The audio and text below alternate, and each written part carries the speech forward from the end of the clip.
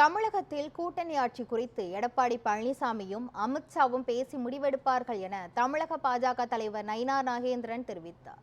கும்பகோணம் சென்ற நயினா நாகேந்திரனுக்கு கும்பகோணம் புறவழி சாலையில் பாஜக சார்பில் வரவேற்பு அளிக்கப்பட்டது. அதன்பின் செய்தியாளர்களை சந்தித்த அவர் திமுக தேர்தல் அறிக்கையில் தெரிவித்ததை செய்யவில்லை என்று குற்றம் சாட்டினார்.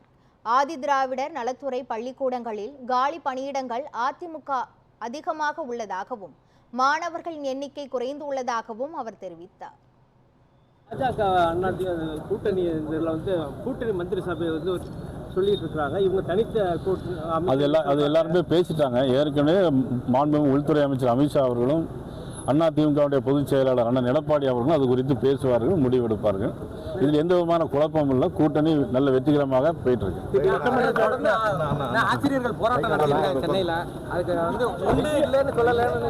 அதாவது திமுகவுடைய தேர்தல் வாக்குறுதி 181 500 வாக்குறுதி கொடுத்துருந்தாங்க. அதில் எதுவுமே நிறைவேற்றல. ஆனால் எல்லாமே நிறைவேற்றியதாக சொல்லிட்டு இருக்கிறாங்க. அதில் குறிப்பாக ஒன்று ஆசிரியர்களோட பகுதி நேர ஆசிரியர்களுடையது நிரந்தரம் பண்ணணும்னு சொன்னாங்க. அவங்க 8-10 நாளாக தினசரி ஆர்ப்பாட்டம் பண்ணிக்கிட்டே இருக்கிறாங்க.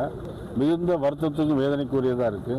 நிறைய பள்ளிக்கூடங்களில் பணியிடம் காலியாக இருக்குது. அது மட்டுமல்ல, குறிப்பாக ஆதிதிராவிட பள்ளிக்கூடங்களில் பார்த்தீங்கன்னா பணியிடங்களும் காலியாக இருக்குது. ஆதிதிராவிட மாணவர்கள் படிப்புடைய எண்ணிக்கையும் குறைஞ்சிக்கிட்டே இருக்குது. கடந்த திமுக ஆட்சி வருவதுக்கு முந்தி 97,000 மாணவர்கள் இருந்தாங்க. இப்போ 65,000 ஆதிதிராவிட மாணவர்கள் தான் இருக்கிறாங்க. ஆக ஆசிரியர்களை பொறுத்த மட்டிலும் பள்ளிக்கூடங்களை பொறுத்த மட்டிலும் இந்த அரசு எல்லா வகையிலும் இந்த அரசு பின்னோக்கி போய் கொண்டிருக்கிறது. 2026 இந்த அரசு பின்னோக்கி போய்விடும்.